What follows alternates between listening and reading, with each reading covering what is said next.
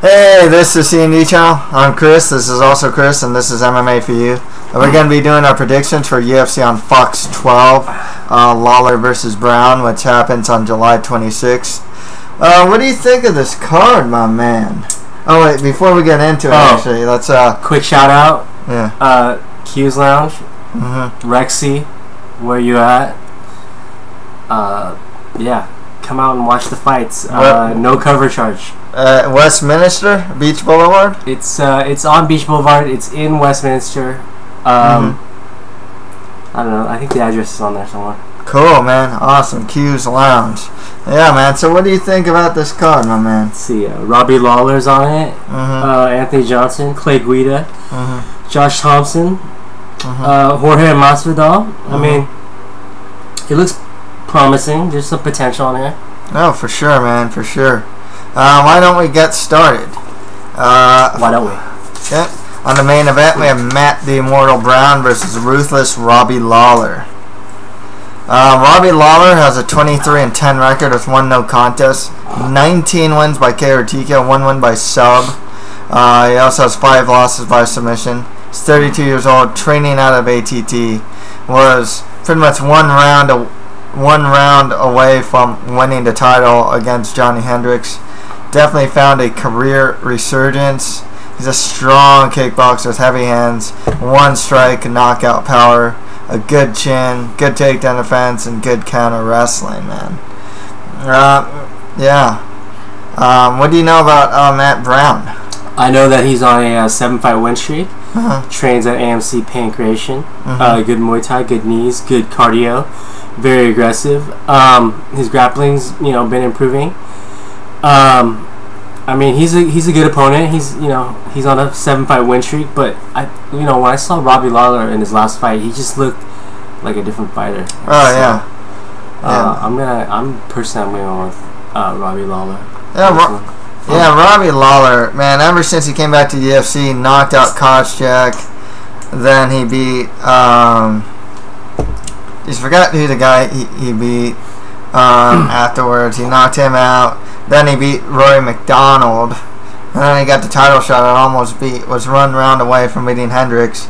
Then he knocks out Jake Ellenberger in his last fight. This guy's been fighting a lot too. I mean, Robbie has? Yeah, he's been fighting like every 2 to 3 months. I'm not kidding. He's been fighting a lot. He looks good. I mean, I'm impressed. Yeah. One thing about Matt Brown is he's a guy that's always going to be in your face, but his stand-up defense needs a lot of work. This guy gets hit clean a lot, and he's particularly weak to the body. You can see Jordan Mean and even Eric Silva attack the body and drop him. He's just a really resilient and game fighter, just really one of those tough and gritty fighters. I think Robbie Lawler is the better overall. Technically, he's better overall. Matt Brown's a lot more gritty, and in their face.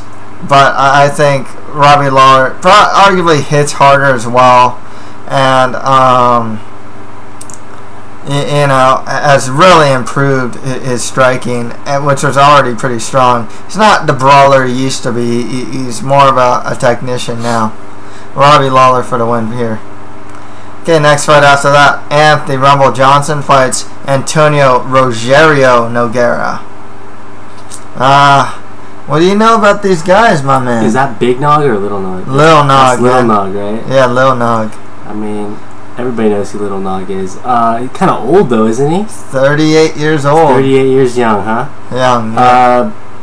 Good boxing, good use of combinations, good chin, good off his back. Weak takedown defense. Yeah, I mean, I think everybody knows who Little Nog is. Representing Jiu-Jitsu black belt as well. Yeah, BJJ black belt. I mean, personally, I just think he's a little too old. He's kind of at the tail end of his career, and so I'm going to go with Anthony Johnson. Oh, yeah, man. I mean, the other thing is with Nogueira, he last fought in February 2013 in a pretty terrible fight against Rashad Evans. It's quite a scalp, though, to beat Rashad Evans. So that's one good thing that's going for him. Anthony Rumble Johnson, though, man, 17-4 record, 11 wins by KO or TKO, 6 wins by decision. He has 3 losses by submission. 30 years old on a 7-fight win streak. The last guy to beat him was Vitor Belfort. Training out of the Brazilians. His kickboxing is really good. His kicks are good. He's got some heavy hands. 1-punch knockout power. I mean, he knocks guys out cold. They go to sleep. He's a good wrestler with good takedown defense. He is kind of weak off his back. Which is funny because in his last fight against Phil Davis, a big 205er, Anthony Johnson used to fight at welterweight, looked bigger than Phil Davis. Anthony Johnson has fought as high as heavyweight against the likes of Andreas and beat him. I got to go with Anthony Johnson to win this one. I think he has the power, the speed. He's getting a lot more technical as well. And if he needs to rely on it, he can also use his wrestling as well.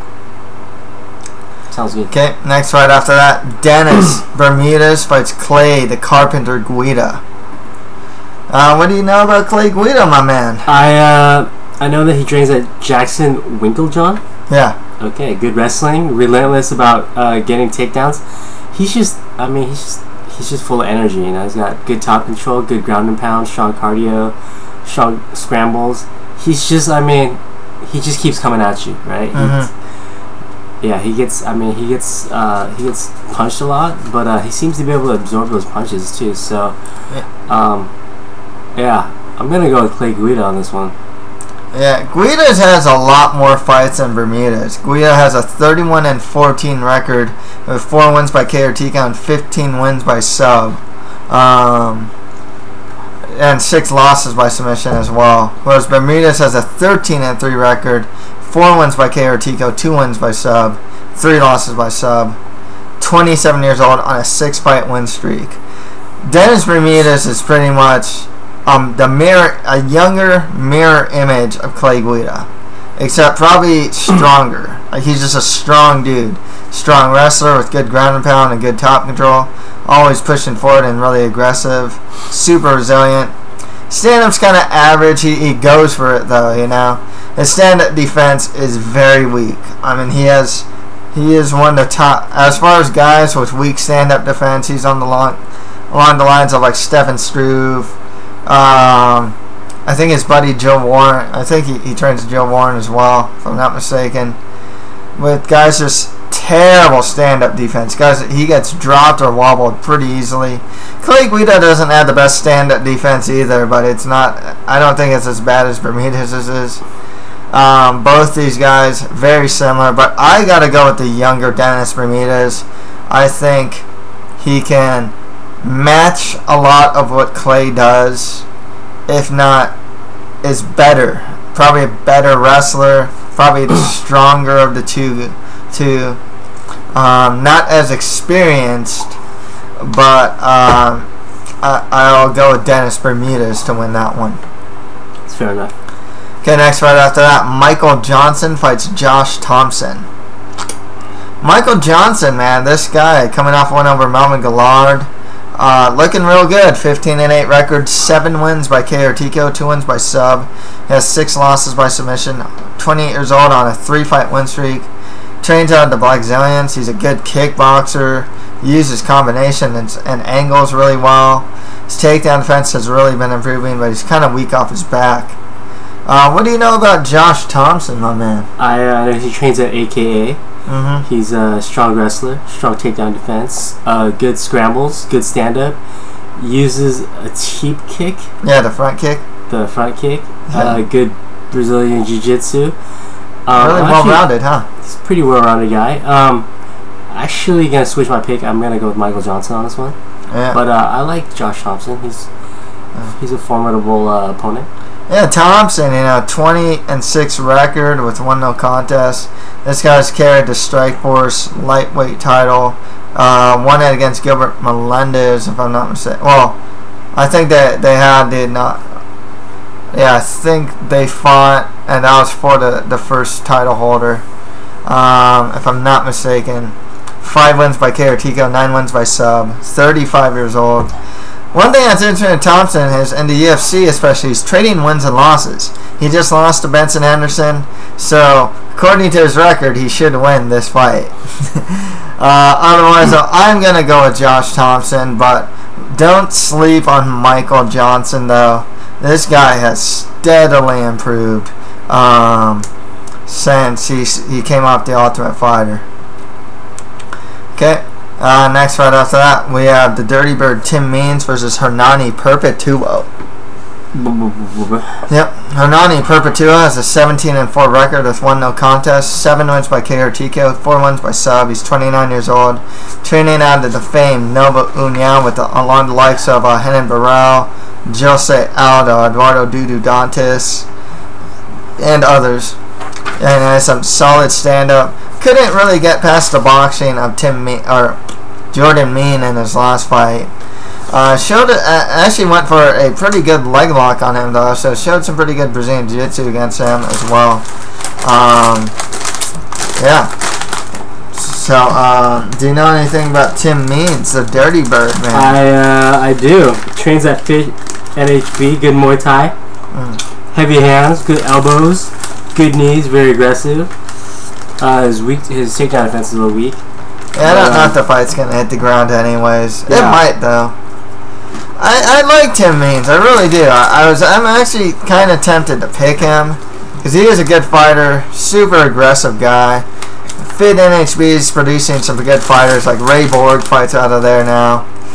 And out of Tim Means' 15 wins, 20 wins, my bad. 15 of them are by KO or TKO.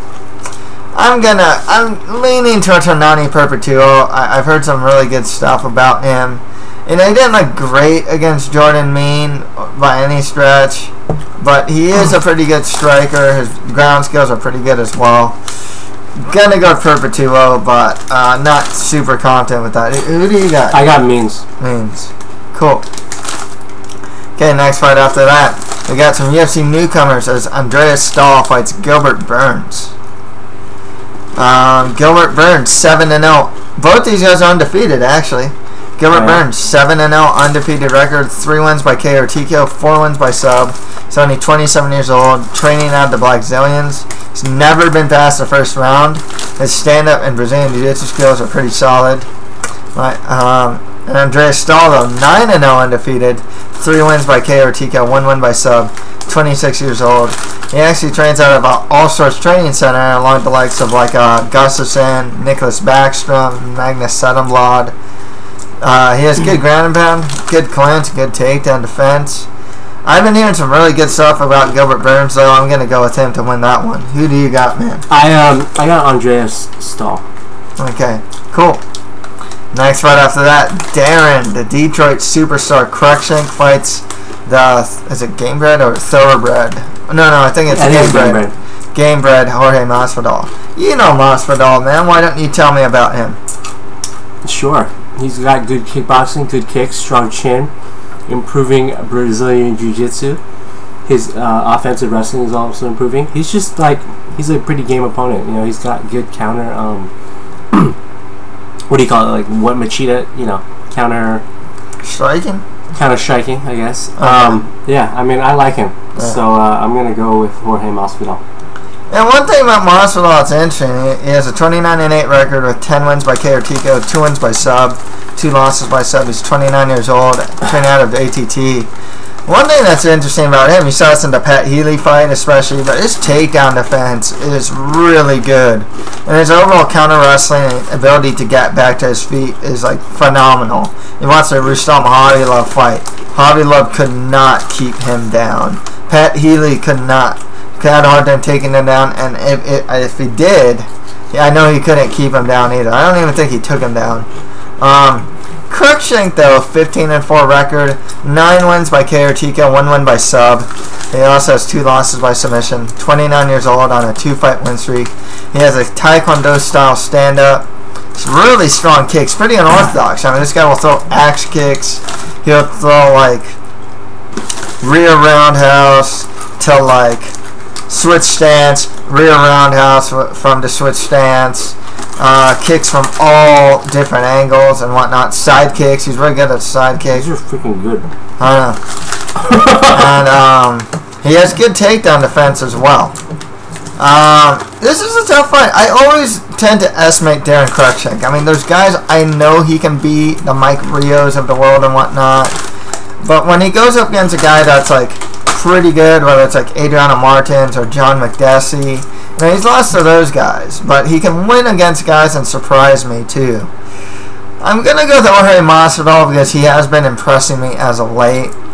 There are times where he has lapses in his overall fight game where you kind of like, the guy got dropped by Michael Chiesa of all guys, so it's not super encouraging sometimes with Masvidal. He has lapses in judgment, but otherwise I'll go with him. I think he's probably, I'd say, the more technical fighter, whereas Cruickshank's a more unorthodox fighter.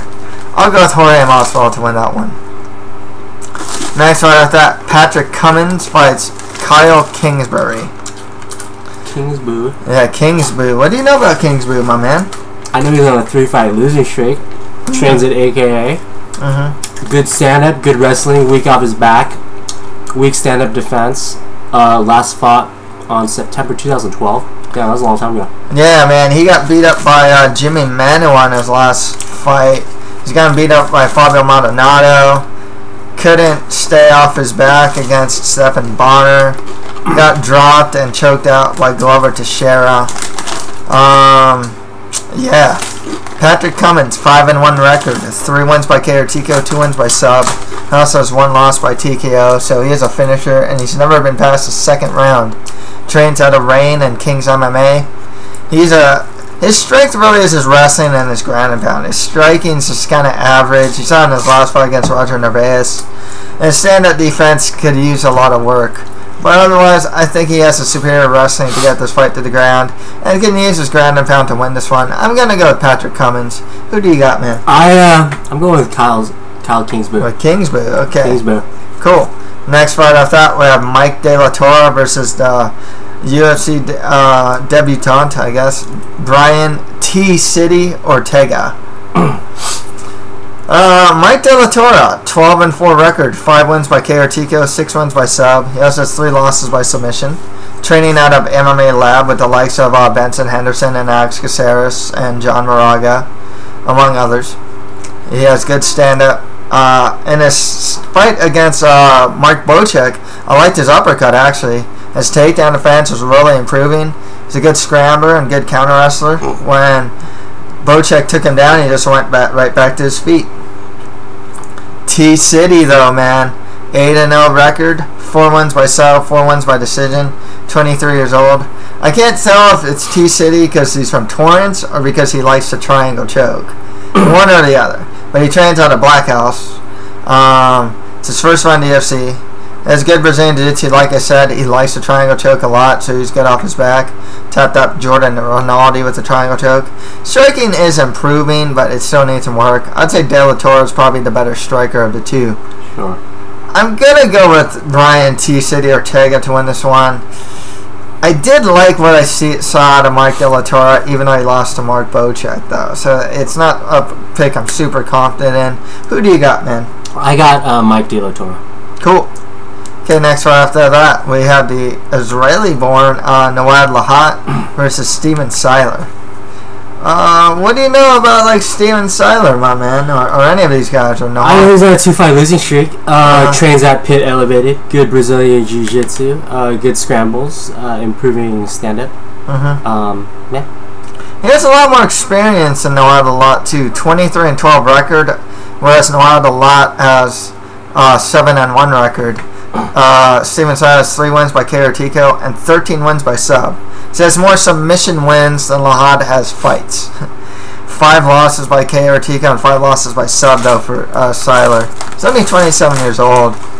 Noad Lahat, 7-1 record, 2 wins by KO TKO, 4 wins by sub. He trains out of AKA. He lost his last fight, though, by flying knee. It's a highlight reel flying knee law. By that Brazilian guy whose name I totally forgot.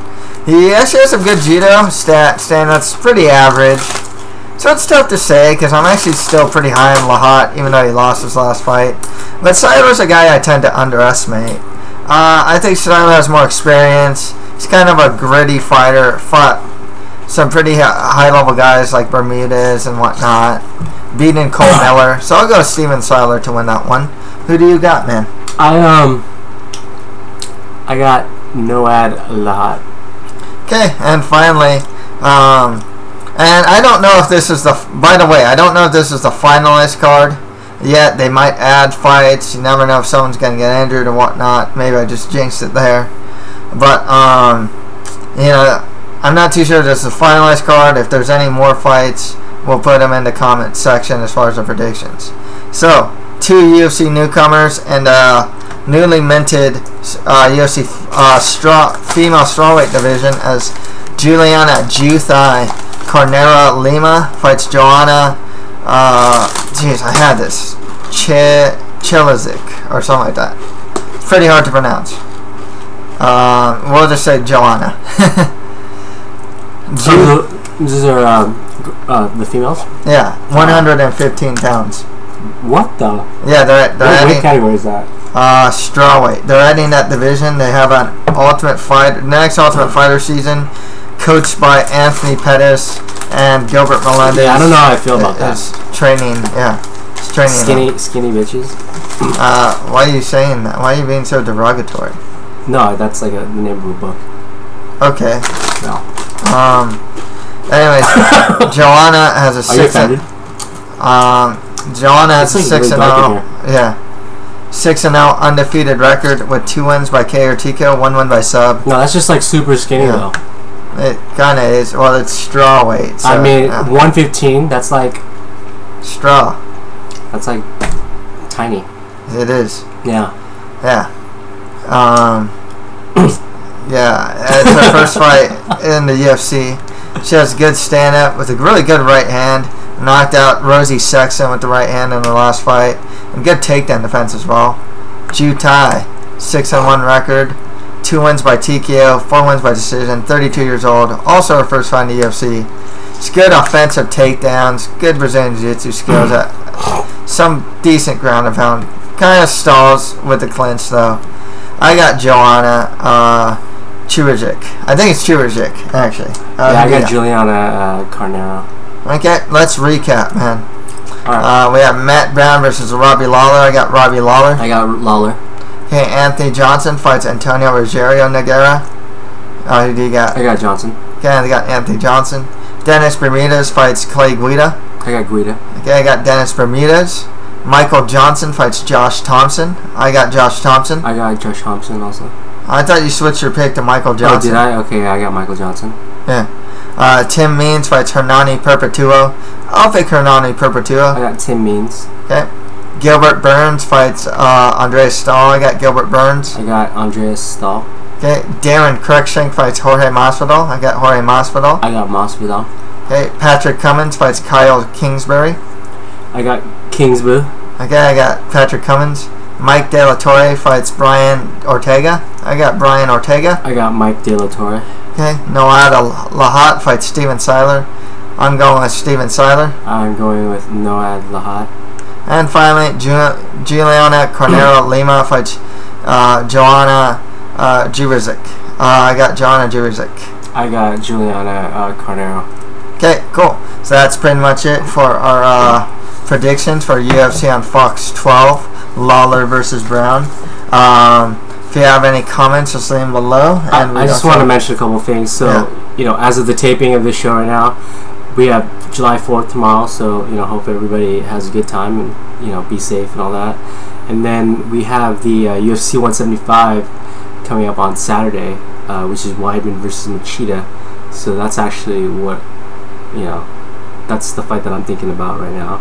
And you can catch all the action, obviously, at Q's Lounge, Rexy, where you at. Yeah. Cool, man. So, yeah, that's pretty much it for MMA for you. Thank you guys very much.